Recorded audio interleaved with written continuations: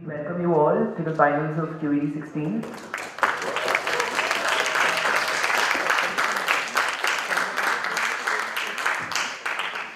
Right, on side government, we have team Subh mein YOLO, Raat mein Solo, and on side opposition, we have LSRA.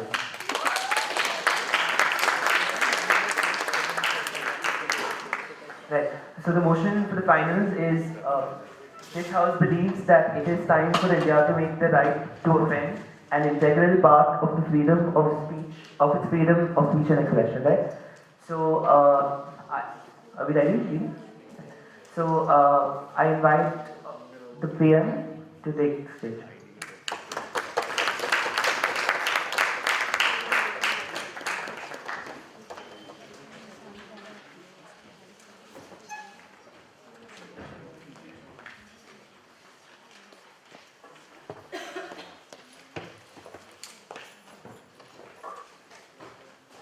Are we ready? Judges here, right? Left hand side. Yeah. You. Who's leading that? Yeah. Right to offend, Mr. Speaker, is the idea when do people get offended, right? And I'm going to start off with that. When somebody questions or says something about your current value system, or says something about an aspirational value that you attach to yourself, to your ambitions, or when they question your ability and you say that you cannot do so and so, why don't you do this instead, right? So these are the three broad scenarios under which somebody might get offended, right? What is offense?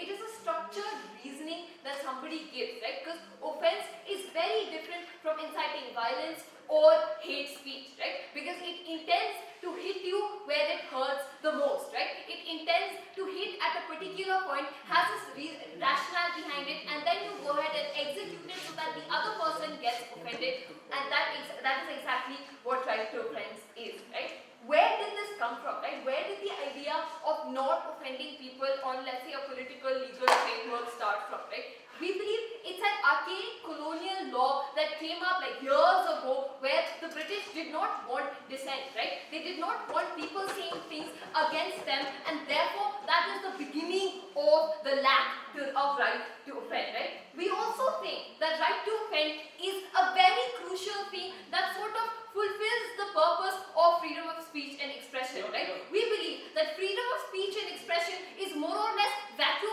and empty without the right to offend, right? Because if you're saying things that don't make an impact, or you're saying things that really don't mean much to anybody, that nobody cares about that, right? The only time where freedom of speech and expression comes into play and comes into question is when you're saying something relative to something else, right? And that's exactly what right to offend does, right? It gives you the right to defend your values and talk about your values in context of some other value, right? It gives you a reference point to some other value, and we think that sort of discussion is extremely, extremely important, right? Let's look at evolution of ideas and how this works, right? The idea is that somebody had an epiphany, somebody has an idea, right? How does that idea become social faith and social fabric, right? There are numerous changes that happen in this scenario.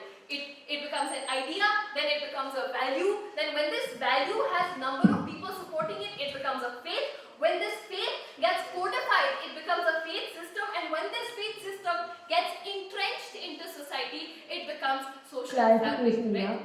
Yeah. Okay, does the right to offend, if we institutionalize it, will it have any caveats, or is all kind of speech and expression would be allowed within your framework? That is really redundant, right? Obviously, all offense will be allowed in right to offend, right? I don't even know what that means. If you're trying to go and debate hate speech, leave the room and debate something else, right? But apart from that, let me get back to my point, right? The idea of values, and we're going to say that this does two things, right? It doesn't let values get too entrenched in the society so that it becomes an irreparable social fabric, right? Because it keeps questioning this value through this entire process that I walked you through, right? It keeps questioning you, and therefore make sure that these values aren't dogmatic, aren't so rigid that you can't get out of them. And that's exactly Indian society right now, right? Values are too dogmatic. That's why if you look at liberal countries, people do not attach the same kind of emotional importance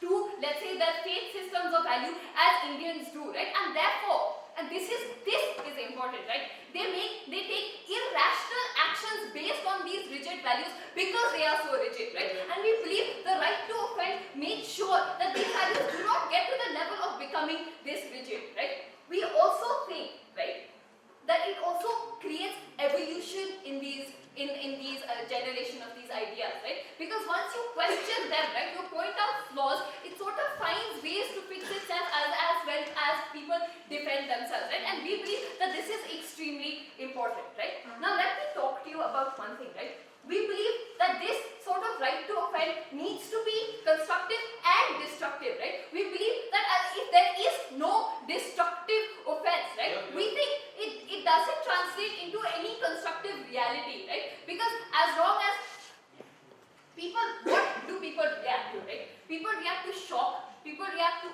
awe, and people react to anger, right? And that's exactly what right to offend is, right? When do people get offended? People don't get offended with things that they hear every day, right? It's got to be something that struck you. It's got to be something new, right? And we believe it allows space for the generation of new ideas, right?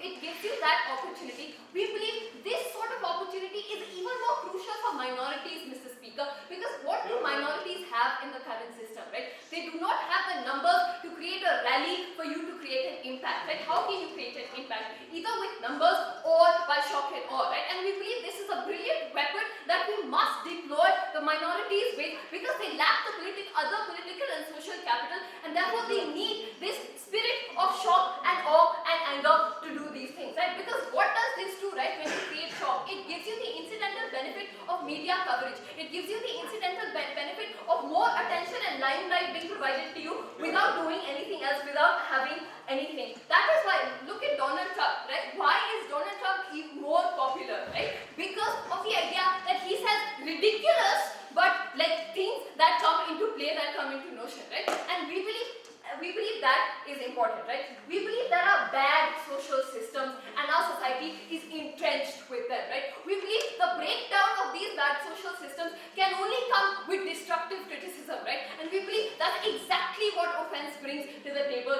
and that is very, very important, right? What does this do, right? It has a non-exclusive benefit that comes from no other right that we extend, right? It creates a feedback loop, a feedback mechanism that is currently absent, right? Because you can't actively go and say things that are bad about some other faith or about something else, right? When you sort of give this growth, when you sort of fuel this idea, it makes sure that there is a feedback mechanism and you're not just talking in vacuum about your faith, but you're talking always in reference to something else, and we believe that's extremely important, right?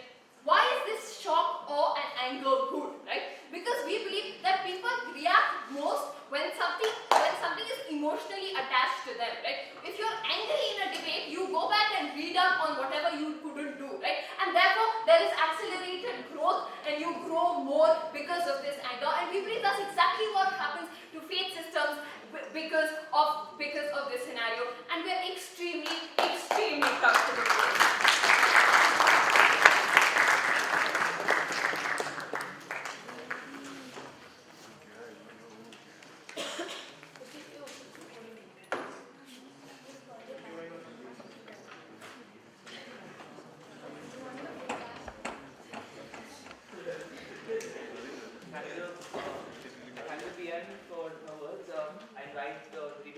Regmi.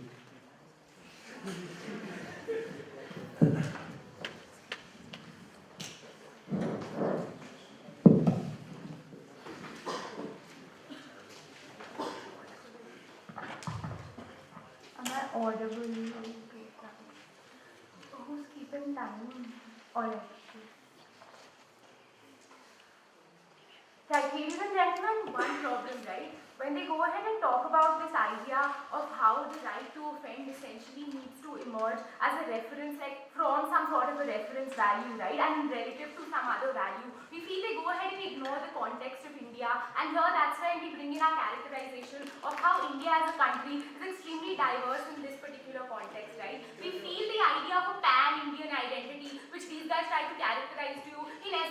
not exist as of now, right? Understand how this Indian identity is shaped as of now, right? We feel there are 8 different major religions at this point in time. We feel there are millions of like subcastes within which there are different like subcultures, right? And we feel there are nuances which exist under these subcultures itself, right? There is a majority and a minority under all of these subcultures also. So understand what will happen, right? This idea of a shock and an awe creation which they talk about here will give this propensity to retaliate a form which might become dangerous to another party, right? Understand how this idea of retaliation comes out from something which can essentially be showcased in the other person as something which is radical, right? We feel this is what goes ahead and gives root to things like radicalization coming in and becoming more apparent in a country like India, right? Moving on, understand what will happen, right?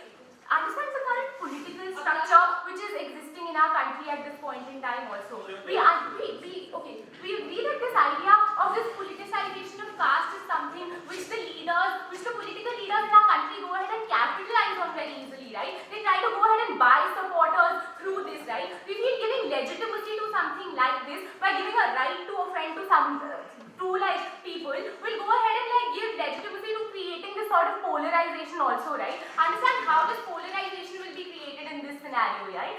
Who is going to use this right to offend? It's not going to be used by every person, and as they make it sound like only the minority is going to get this sudden power by using this right to offend, right? It's not going to be that scenario. We'll go ahead and tell you how it's going to be these, like essentially the fanatics and the radicals who are going to use this also to go, who anyway want to go ahead and create this sort of dominant narrative in this scenario, right? Understand how this will play out. Now, if there is some Hindu leader and a Muslim leader who go ahead and give some counter claims, right? We feel they get some sort of legitimacy to go ahead and give, like with this right to offend, they go get this legitimacy to go ahead and say things which will create a binary within the populace as well, right? We feel this binary will further go ahead and create a volatility within the population. Now, when the question of what does a right do, right? In this situation of volatility, in this situation of a crisis, we feel it becomes important to go ahead and understand what this right will do for us, right? We feel this right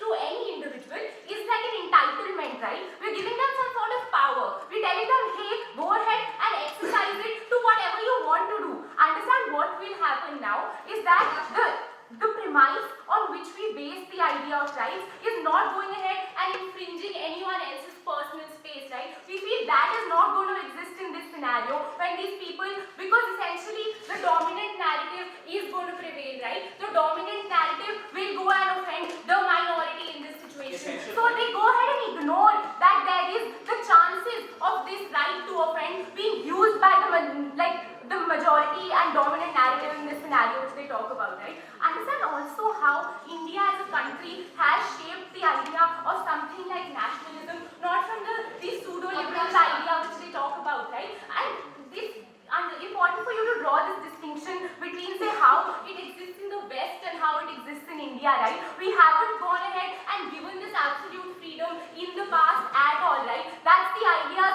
on which something like Indian nationalism is based essentially also, right? We have gone ahead and curtailed this, we have gone ahead and curtailed various things, right? And that's why we draw this distinction between something being dissent and something being essentially offensive, right? Which they fail to tell us will not exist in their scenario, right? So understand how in Europe we feel the society is much more equal than what it is in India at this point in time, and essentially this idea of giving these rights as an absolute freedom, this right to offend as an absolute freedom will be okay for people there. However, it might not be as effective in a country like India because of the context we have explained to you, right? Now this becomes important here, right? You need to go and understand the status quo and what under the status quo is allowed in India, like what are the kinds of things we consider offensive by our law. There are things like defamation, slander, sedition and hate speech essentially.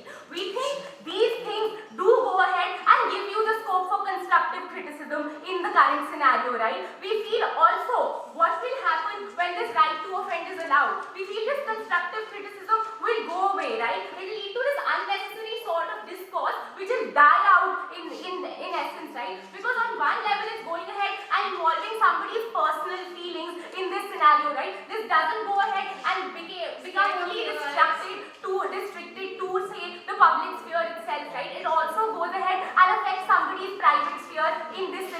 also. On another level, right, what will happen is the other person will completely shut down to your discourse, right? Because what will happen is that person will take it as something which is extremely offensive, right? If I go and abuse somebody else tomorrow, the person is not going to go ahead and engage constructively with me in this scenario, right? They're going to go ahead and shut down to what I'm saying, and they're going to go and try to defend themselves, and that is what is going to lead to this sort of polarization which we talked to you about, which they haven't told us how it will exist in their scenario, right? Understand also how this right to freedom is not going ahead and curtailing any sort of discourse to begin with, right? We don't think why is it so necessary to go ahead and prevent something which is insulting and offensive, right? Because we want, understand why in a society there are certain ideas which are seen as right and wrong, right? And we want these ideas to coexist right now, right? Now we feel when we go ahead and say that we've given somebody else the right to offend, we feel this person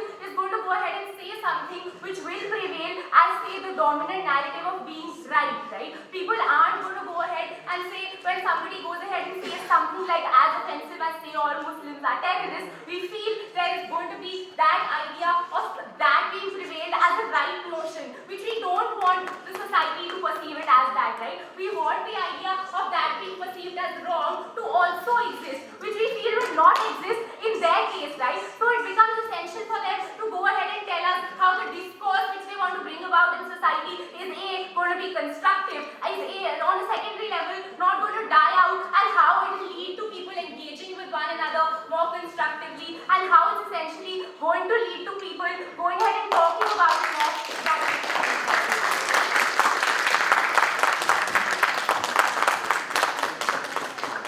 I thank the leaders for opposition for words. I'd like to definitely thank this.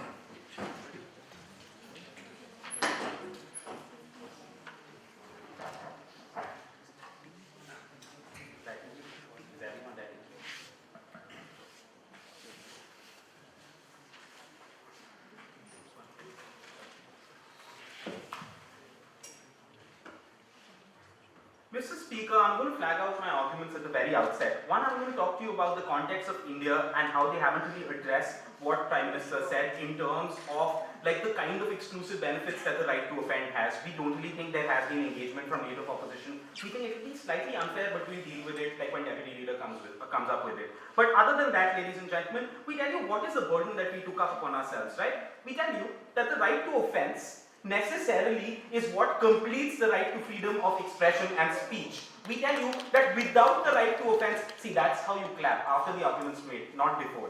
Right? Ladies and gentlemen, we tell you that in terms of social benefits that the right to offense has is also really, really important. We tell you that there are certain social benefits that they haven't really engaged with, and they've gone with this pedantic of oh my god, social backlash, right? That's literally their case if you boil it down. There might be violence. We tell you, ladies and gentlemen, that the rebuttal to this is on 3 levels. One, we tell you any kind of harm that comes up with respect to social backlash, we think it's the duty of the state to protect and prevent that social backlash, but not be the grounds for you to not follow a policy that has certain goods. We think this is exactly the kind of policy that's held India back in comparison to other countries within Asia and Europe, and it's not sufficient for them to say India is not ready. Well, India is not ready because of the absence of such laws that have shattered Indian society and the polity, and we think that's rather important for them to address. On a secondary level, right, they tell you that the right to offend will only be used by radicals and extremists. We tell you that's rather problematic on 2 levels. One, we don't really think that's an argument that's per se, it's more of an assertion, but we tell you what does it give to as an option to people that are opposed to these radicals and extremists. For instance, the JNU bunch opposed to radicals and extremists such as Modi. If I am right or wrong to say that.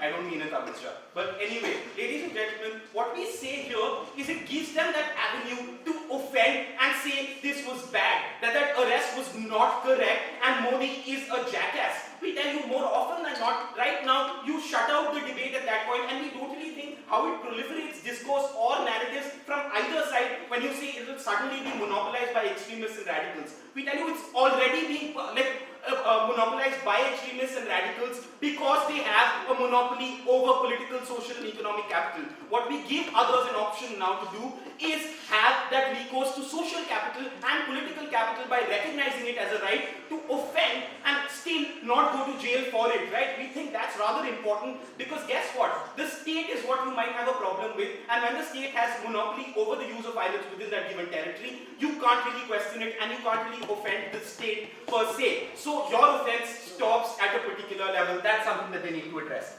Second, ladies and gentlemen, they tell you that rights are granted, right? Let me tell you, on a primary first principle level, we totally think people need to earn their rights. We tell you that earning your rights is something that they need to tell us as to why rights are earned based on the kind of consequences that rights generate. We tell you rights are given to people regardless in terms of what you think is the intrinsic value of that right, not in terms of how that right might or might not pan out. We think it's important for them to defend why it's, in this scenario solely, it's important to look at the consequences of that right and then decide not to extend that right. And this is exactly the kind of situation that the British used. They thought sedition laws might be problematic because guess what? A bunch of people will get together. The idea of sedition and anti-nationalism will gain traction. Not anti-nationalism, anti-colonialism will gain traction and they'll kick the British out. That's why sedition laws came into place and that's why it got codified. What happened by virtue of codification? You couldn't question that law and that's why they were here for godforsaken 250 years in comparison to what could have been if, it's a counterfactual, but it could have been shorter. We tell you, ladies and gentlemen, that very simply, that's something that they need to defend. In terms of argumentation, right, we tell you, ladies and gentlemen, that it's not sufficient for them to say that society is not ready. Is it the job of the state to make society ready for certain kinds of social changes? We think at times it is. And this is detached from the government in India right now. We are saying this government is never want society to change in India. But the state's duty is to create an aspirational value for its population where it ought to aspire to be a better population or be like Europe at some point of time. In terms of a state that's looking at this as a right to be granted, we think it's rather important to add in that aspirational value where you think you can offend and still not go to jail for it. We think that's very, very important and that's something that they need to address. Besides that, we think it's very important for them to address this entire notion where we said very clearly in Prime Minister's speech, it's PD 101, right? We define the case. They can't really include hate speech in this and they can't really include the idea or the ability to incite violence in terms of the right to offend. We think even if you want to extend it to that and you buy into their analysis, we are fine with that. Sit down, I'm sure that's answered your POI. Right, ladies and gentlemen, we tell you why is that rather problematic.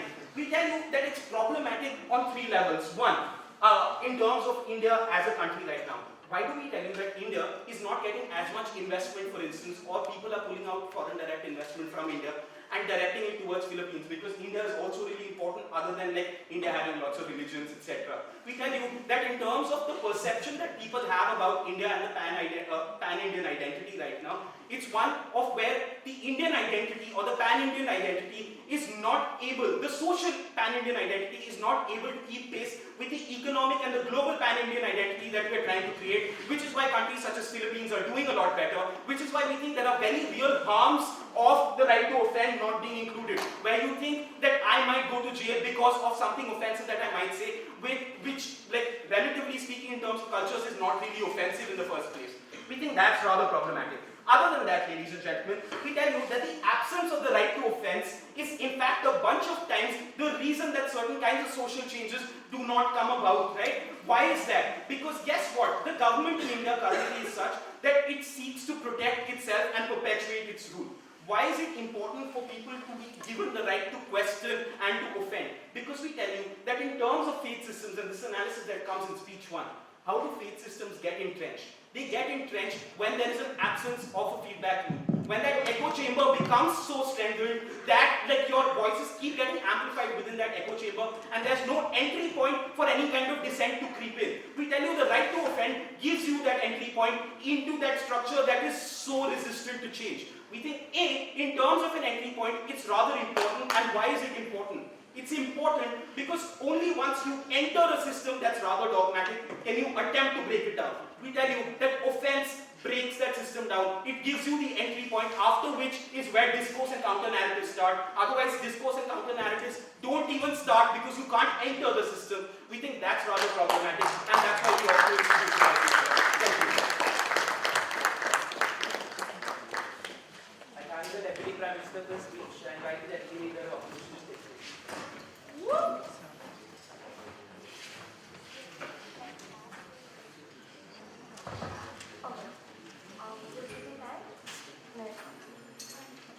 Alright, ladies and gentlemen, before I begin, it's very essential for you to ask, what is it that right to offense is? Is it this idea of constructive criticism or dissent? Or is it the idea of going ahead and telling you that no, what you stand for is wrong? And we don't believe that this is in isolation what you stand for is wrong. It also goes ahead and has this air of superiority that what I am saying is better than what you are saying. That's what distinguishes the right to offend from, say, for example, regular dissent, right? In the status quo, do people have the avenue to go ahead and say Modi government is bad? We tell you yes, right? We tell you status quo is not as regressive of British colonialism as these guys are coming out to you, right? There is the media, there is social media, there exist enough avenues. What is the difference of within this right to offense? This right to offense is necessarily something which is attacking in nature, right? It goes ahead and it attacks another person's beliefs or social values. And we don't think that the burden that they take upon themselves of this evolution of ideas can ever come about the minute you attack the other person, right? Because how is it that evolution takes place? Is it by polarizing the two sides so that there is never a middle ground, or is it through constructive criticism? Because understand this, right? What is offensive? Slander, things like sedition, right? These things are offensive because the other side is not really willing to listen to you. When somebody comes and tells me, Rhea, you suck and you don't deserve to debate, I'm not going to ask you why do you think that. I'm going to try and defend myself and not listen to you. I don't see how evolution of idea will ever come about in a place where I'm not even able to listen to you because you hurt me to such an extent, right? The burden that they take upon themselves is that evolution of ideas will just simply happen just because things are out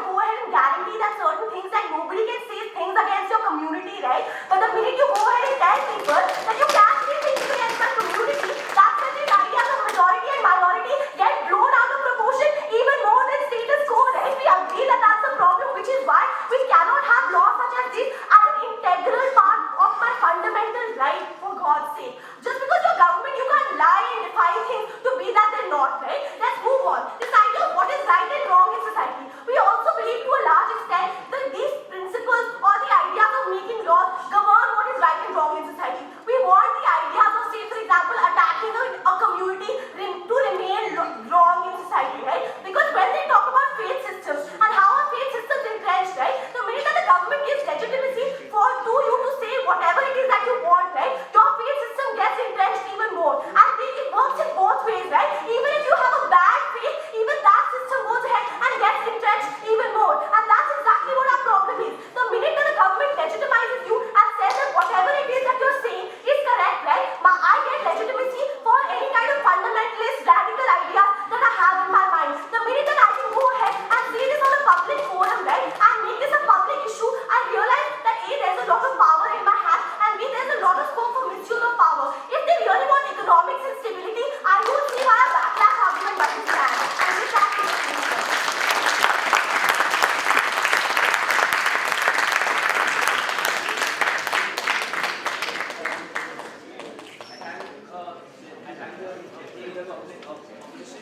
I invite the government to take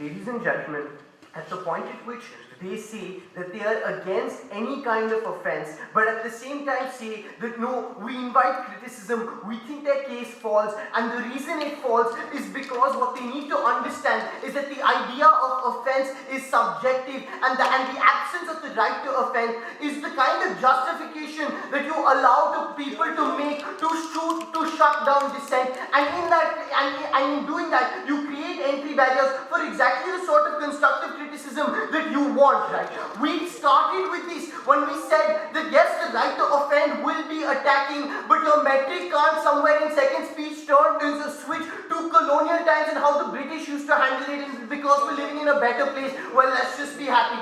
Let's just be happy, right? The idea over here is simply this, that at the point at which you allow people to create these entry barriers, the idea you are not able to complete your idea of freedom of speech and expression, because shutting down ideas is in direct conflict with exactly that, right? And if you're going to oppose offense just as a large idea, they need to understand that because different people take offense to different things, what you're going against all at the same time is the Afzal Guru riots, is Taslima Nasreen saying things about Bangladesh, is things in favor of the consumption of beef, is things against MF Hussain for painting a portrait of a nude deity. We tell you, ladies and gentlemen, that I don't take offense to this, but these are things that need to be out there and up for public debate, just in case people do see value in that, see value in that. We think it's a problem when you go ahead and shut all these things down. And this is where I talk to you, ladies and gentlemen, about the second idea in this debate, which is the shock and awe value. We think the shock and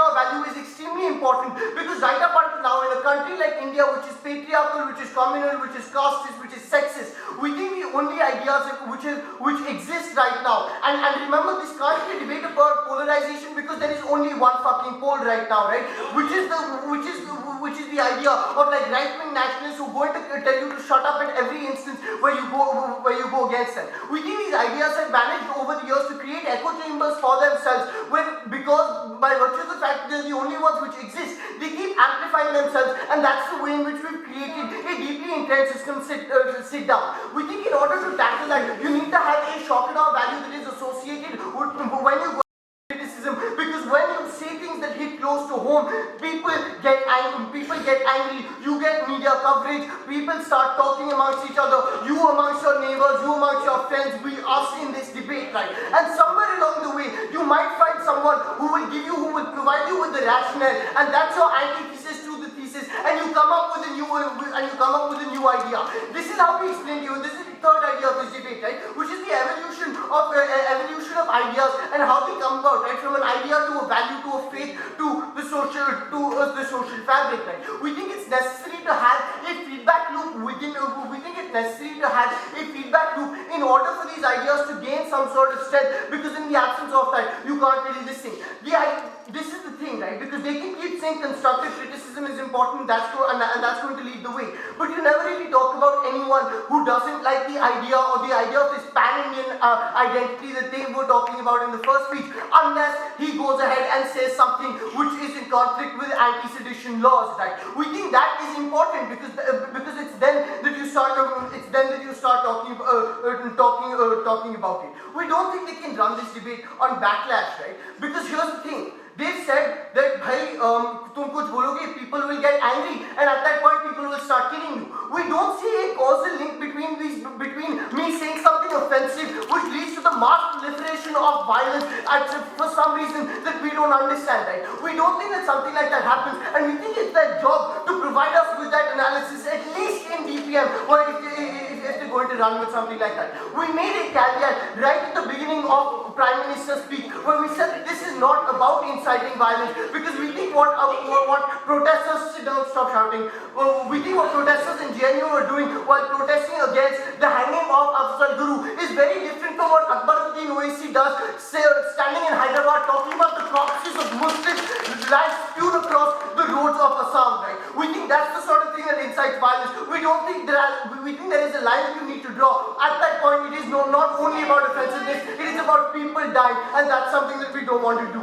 Yes, I'm very scared, but I'll take one anyway. Do you think, in terms of OAC going ahead and offending people, is that a correct stance? And do we want such discourse within society? Can you please answer? If OAC goes and says that Hindus are bad, we are okay. But if he goes up and says कि एक कुत्ते ने हैदराबाद में गोधरा में बोला है कि police हटा दो और फिर आपको मुस्लिम्स की लाशें मिलेंगी, we think that is what we're against, because that incites violence.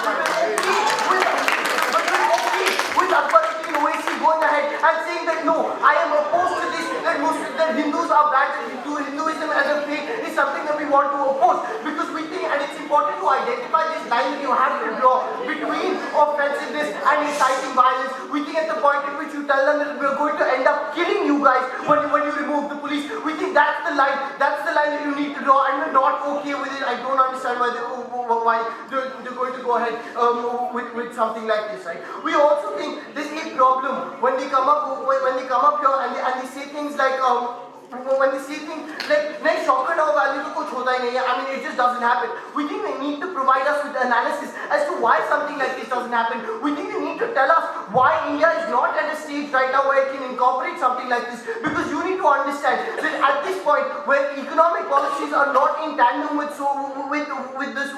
social fabric across the world, right? We think we're disincentivizing investors to come into India simply because they're scared that listen, that if it's a Muslim company from Indonesia, he's scared that he might get lynched and so he can't set up. We think these are active things that suppress and don't allow people to speak up, that scare people, and that's what we're against. We think institutionalizing the right is an important thing. In the way to systemic change, for the reason that it now tells people that listen, it's in the law, you can offend. As long as it remains in this grey area where people think that no, he must say something to make me happy, we think that's what people use as an excuse to lynch him in Dadri. We think that this institutionalizing it, putting it down, codifying it is something that is important because it goes ahead and it creates this other pole. And even if they don't interact, like Rhea says immediately, right? We think that the fact that they both exist in the public space is something important and something that we value. We are very proud. I'm double for speech and right opposite.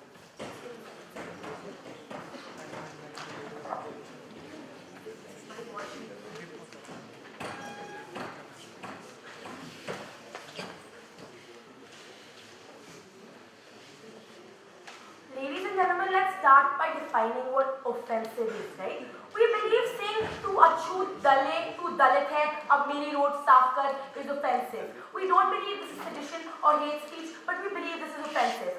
We going ahead and saying तुम meet खाते हो और बकरियों को ऐसे करके काटते हो, तू साला कटवा Muslim is offensive, even though you go ahead and provide reason analysis for your hate, ladies and gentlemen. And we believe it is the burden on side government to go ahead and prove the difference between something that creates shock value and the difference between something that incites violence. Because if you were listening to our case, we on side opposition are saying that most things that are offensive in India go ahead and incite violence, and this violence and volatility goes ahead and creates instability, and this instability leads to polarization, which leads to a very disharmonious society, and that is not what we want.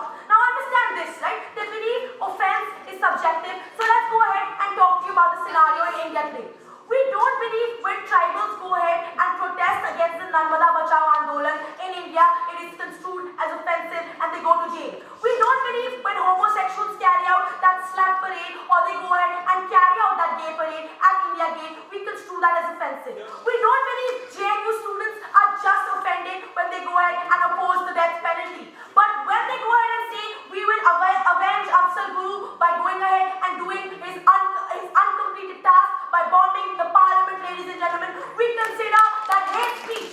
We think that necessarily is something that shouldn't be tolerated. We believe such people are inciting violence against the state, are inciting violence against the community, and it's something that we shouldn't go ahead and support. And understand this, we go ahead and see there's no difference between constructive criticism and offense. We believe there are a variety of plethora of platforms today, right? In terms of NGOs, in terms of civil society groups, in terms of you going ahead and taking on social media, in terms of campaigns people carry out, right? And in terms of basic protests, what happened in this country, right? We believe there are a variety of ways in which you can provide constructive criticism. There are a variety of ways in which you can go ahead and criticize the state without going ahead and creating hate speech and without going ahead and inflicting violence. Now moving on, they haven't understood our case at all, and let's engage this principle a little bit here.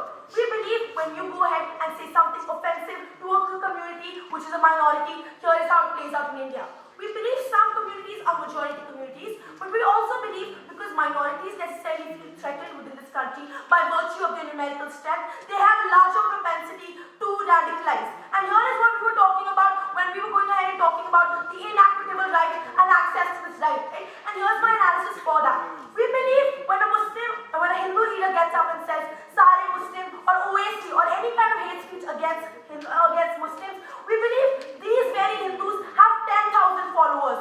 Then again, if these minorities go ahead and use offense to go ahead and counterclaim the same thing this majoritarian leader is saying, ladies and gentlemen, we believe number one, the numerically lower. Number two, understand what happens. You go ahead and bring in civilians into this battle because they go ahead and prioritize their communitarian identity over their national identity, and that's what our case has been. Our case has been about the kind of identity you prioritize and the idea of when you can go ahead and radicalize, right? Moving on, right? They go ahead and say backlash is something that can be contained by the state.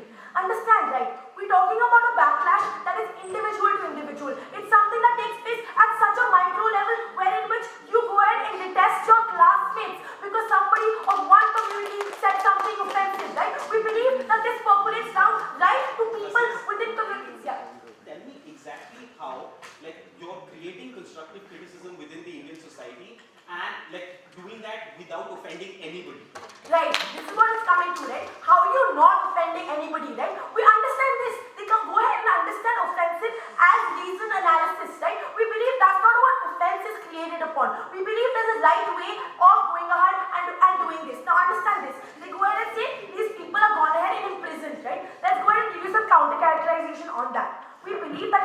process, right? First, you necessarily need a warrant for your arrest. Then you necessarily take this person up to court, wherein which a court now goes ahead and inspects your circumstances in which you necessarily said something like that. So everything that's considered offensive in today's day and age, or everything that's considered subjective, if I go and abuse Rhea or say something about her family, and if Rhea finds this offensive and she takes this to court, I am going to be acquitted, right? Because the court necessarily thinks this is not something that necessarily is a large crime. However, in the counter case, which we're going ahead and running, when you go and legitimize something like saying anything and everything is correct, ladies and gentlemen, that's when it becomes really problematic, and that's when the case comes in, right? We say that a lot of cases of necessarily subjective offences are acquitted by courts because a large judicial mechanism already exists within the country. However, when you go ahead and blur the dichotomy between right and wrong, and the minute you go ahead and give the message to someone and say, you calling a Muslim a kachwa or you calling a Muslim or a terrorist is completely correct, and these beliefs of yours are correct because they are legal, ladies and gentlemen, we believe that's a problem. We believe legitimizing something is going ahead and legitimizing a belief system. It's necessarily telling people that your beliefs are correct, and we as the state and we as the rational people of the world don't think these stupid beliefs are correct, and therefore we believe this is not a very good idea. Now moving on, right, we go ahead and talk about the idea of hitting close home and this idea of how value systems must go ahead and change. Understand how value systems are continuously changing even within India, right? We believe there is criticism from within, right? We believe criticism can take place within constitutional boundaries of the country, right? We believe a radicalization or radical methods of going ahead and asserting your identity is not the best idea. And understand how this is different from the United Kingdom, which is granting the pseudo, let's complete the freedom of speech and expression. Understand why we're not prioritizing this at all. There, everyone is equal. So when you insult someone, ladies and gentlemen, your offense is not an offense to a larger community or an offense to an identity. Your offense is remains as an identity of the self, ladies and gentlemen, and that's why it's okay to go ahead and grant that right to offend there. However, within India, wherein which one right to offend of a singular person snowballs into complete communities, snowballs into riots and disharmony and killings, right? We believe that the price to pay of one or two people going to jail because they say seditious things or one or two censor boards clapping out is a very small price to pay. So right now you necessarily have to go and see दो चार लोग jail चले जाएंगे because वो state के बारे में कुछ बोल देंगे, और riots and entire communities detesting each other is what we need to choose between, and with that we very strongly.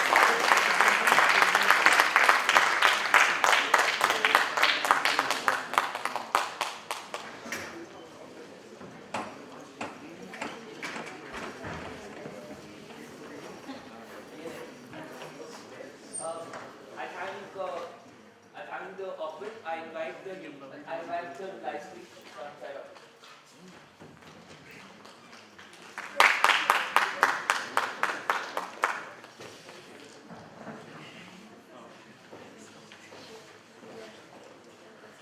Alright, ladies and gentlemen, they simply come up and tell you this, right? We're okay with anyone saying anything until and unless it entices violence, but we're also okay with offense. What is that idea of offense? Is to create shock value. How is violence created? Through shock value, right? When is it that I'm pushed to take up arms? Is when I'm shocked about something, when I'm pushed about something, when somebody's attacking my community. Our entire analysis about you exerting superiority over another person, you going ahead and saying things in an offensive manner versus a politically correct manner, right? And this is exactly the distinction that side government has refused to draw for us, and which is why it's time to lose this debate, right? Why is it that people will take arms? We told you on 3 levels, right? This entire idea of shock level. What does this idea of shock level do? It goes ahead and polarizes people, right? Now I necessarily view my community as antithetical to your community because you keep asserting as your community a different sect of say society, right? And this polarization is what leads to even minorities or majorities asserting their rights asserting themselves in a violent manner, which is what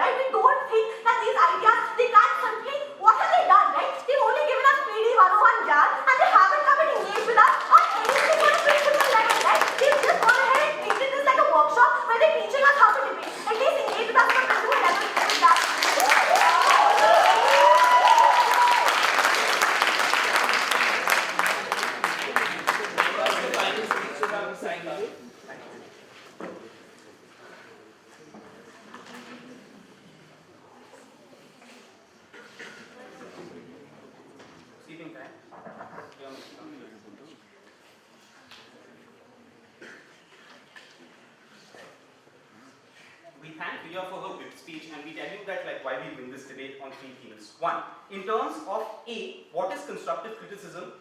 Through the course of their 3 speeches, we're going to take the lowest common denominator about what constructive criticism became by the end of their reply. Right? 2, I'm going to talk to you about what is offense and what they've tried to characterize it as. And then I'm going to play out a relative as to how this debate worked out between offense and constructive criticism, what is better in terms of social gains. But before that, certain things that are really, really important, right? We tell you, ladies and gentlemen, the kind of analysis that they give you is this. It is constructive criticism when violence doesn't happen as a result. It is offensive when violence happens as a result.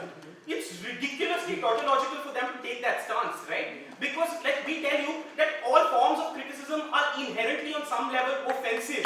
They can't really get away with it in terms of saying that, oh my god, this wasn't offensive. When she goes to her dadi with her bikini, I'm assuming that her dadi listens because your dadi likes you. I'm assuming that. But anyway, a bunch of people that don't like each other, you can't go with a notebook and a pencil and say, listen to me guys, like listen, and I'm really cool. Like I can tell like really good jokes, I'm legit warm. Like it doesn't really work that way, right? Because if people are not willing to listen, how do you make them listen? Which is what this debate started off with. And you look at your sheets, right? Leader of opposition tells you all forms of offense are bad. We tell you all forms of criticism are inherently offensive. You can't break that deadlock. B, they try and tell you, ladies and gentlemen, in terms of what form of offense is correct and what is offensive. I think this debate just fails the motion if this debate becomes about what is offensive, because no one can really figure out what is offensive, right? We tell you that it's ultimately deadlocked in those terms and in terms of how a person perceives offense to be, which is why we tell you that it's rather important for all forms of offense to be allowed, because people might consider not you being called a katwa, but just not wanting to sit next to a Muslim on a seat but not saying anything, that is also offensive. We tell you that if this is the form of offense, we are fine with that form of offense, right? Ladies and gentlemen, other than that, in terms of this entire notion of offense, we don't really understand the causal link that they've given us between offense and violence, other than like just banking on this intuitive idea of India. Yes, riots happened in India. Yes, a bunch of times people got really, really annoyed. But what is it that you're talking about in terms of as soon as you offend, people will pick up arms and get violent? We don't really think that at times people got violent. They got violent because they got offended, right? They got violent for a bunch of political reasons where no offense was involved in the first place. For instance, 1984, no one said anything that was offensive. They were just violent. So we tell you in terms of causal links, what is it that they have, ladies and gentlemen, which was particularly offensive, that translates into violence is something that they need to justify. Other than that, and this is important, we tell you, and this is analysis that comes up in speech 1, 2 and 3 from side government. We tell you, ladies and gentlemen, that 1, in terms of the benefits to minorities, because minorities don't have political and social capital, it's a benefit because they get shut out and their discourse gets shut out from even becoming constructive criticism. So when does constructive criticism start is a question that they need to address today. They need to tell us what is the platform that these minorities use for constructive criticism. What is it that they have to criticize? We tell you offense is the only way to make people listen, and we told you this in speech 1 when we told you about media attention, when we told you about when you hit people where it hurts, that's when they start listening to you, right? Other than that, ladies and gentlemen, we tell you it's rather important that anger in these circumstances gets channelized. We tell you that in terms of analysis, we've given you analysis as to why there's a better propensity for anger to get channelized. And this is where what she says about the JNU students becomes really important, right? It becomes really important because they said, why are people only saying shut down JNU? Because guess what? Saying that, oh, I support what Afzal Guru did is illegal. As far as you say that, people will only talk about shutting down JNU because the other stance is something that you cannot talk about. It's ridiculous that they have made this debate about what is offense, because that is not what this debate is about. This is extremely counterproductive.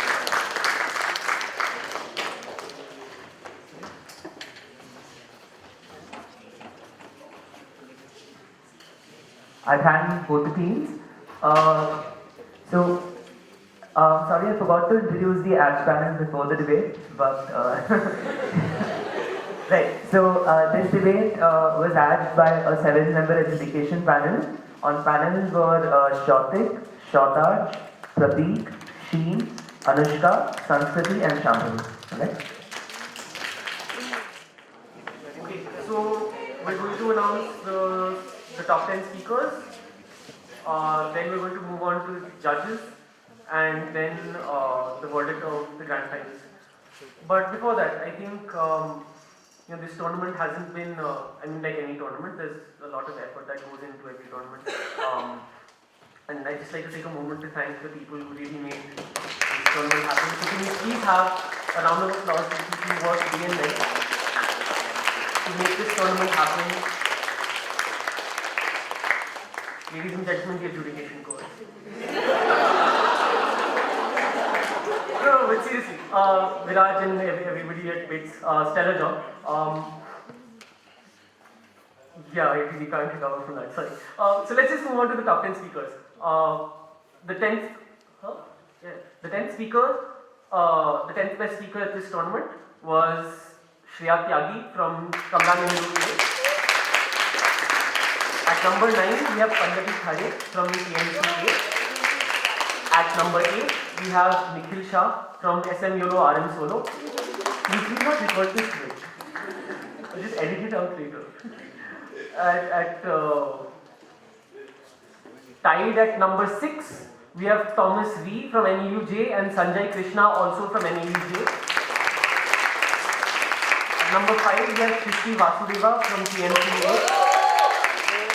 At number 4, we have Regmi from Subhemi YOLO Rati Solo. At number 3, we have Rhea from NSRA. At number 2, we have Thyagarajan from SM YOLO RM Solo. And the best speaker at QED 2016 is Asees Bhasin.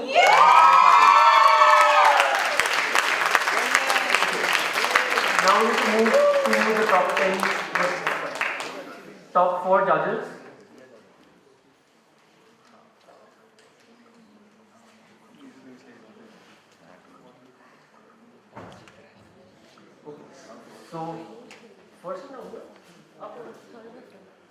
So the 4th best badge at QED 2016 was Siddhartha from NUJ.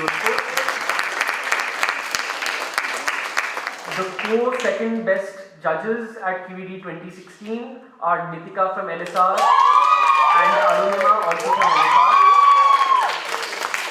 The best adjudicators at QED 2016, I mean numerically obviously, because like Ash was totally more legit than that, but is Pratik Paul from St. Stephen's College.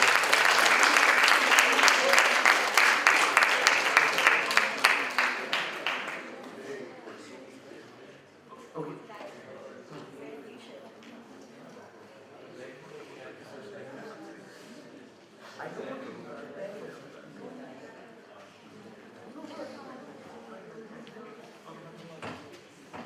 I'm not a big fan of suspense, so I'm not going to do these chips one at a time.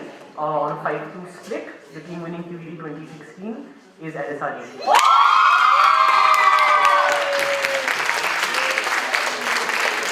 So the champion adjudicators were Pratik, Harjot from CDS and Siddhartha from NUJ Jodhpur.